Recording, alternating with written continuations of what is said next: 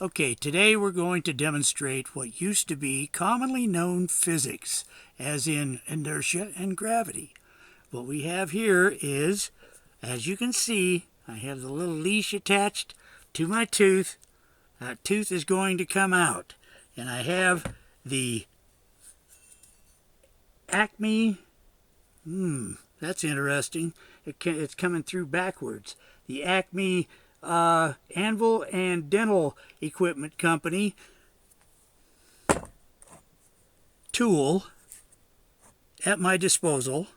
Plus, I have a delicious cup of Himalayan salt water ready for when this tooth comes out, and I'll rinse my mouth out with that.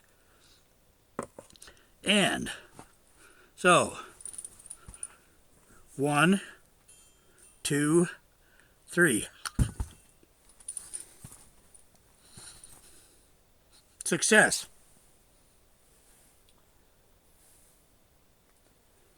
And